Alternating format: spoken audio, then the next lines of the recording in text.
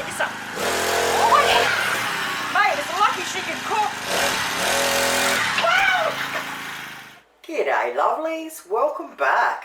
Alrighty, today we're going to make my savoury rice. I'll write the recipe below as always. Now you can have this as a meal on its own or you can use it as a side dish. Alrighty, what we're going to need is a couple of cups of chicken stock. We need some ground chili powder, fresh garlic or jar garlic. We need 1.5 cups of raw rice. I love using the basmati, but it doesn't matter if you use long or short. 400-gram can of diced tomatoes. Now if you've only got like whole tomatoes, it doesn't matter, you can just smash them up in the pan. We need 1 medium brown onion chopped up. We need 1 small carrot grated. I've got half a red capsicum there chopped up small.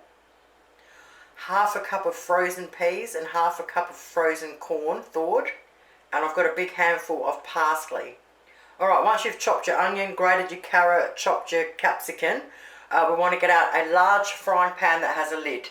Pan on medium heat, we want roughly 2 tablespoons of olive oil or vegetable oil. We want to chuck our chopped onion in.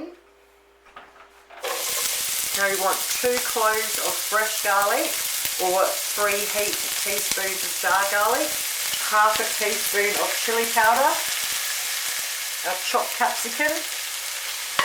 Alright, just push them around for a couple of minutes. Okay, now we want another drizzle, say a tablespoon of olive oil, or throw in our rice. And we want to toss that around for 1 minute. Alright, 1 minute later, God, it smells amazing already. Now we get our diced tomatoes.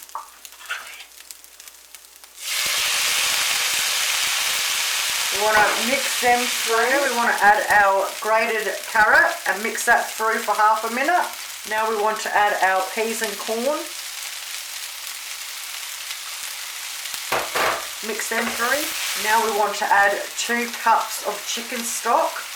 We want to mix that through.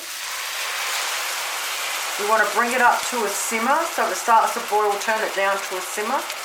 And then we want to put the lid on. And it takes roughly about 18 minutes. And we want to stir it every 4 or 5 minutes. Okay, so make sure once we've done this, it's only on a simmer. And then we put the lid on. You do have to stir every 4 or 5 minutes and then put the lid straight back on again. 18 minutes later, it's nice and dry like that. There's no liquid left in the bottom. Check and make sure the rice is cooked perfect, and it is. And it smells friggin' amazing. Who remembers rice riso? Because this is exactly what it reminds me of. Okay, after 18 minutes when we've got it all done, handful of parsley if you want to, put that through it, and we can serve her up. Boom. Thank you guys so much for watching. Definitely give this one a crack. Have an awesome night, and I'll see you soon. Toodles.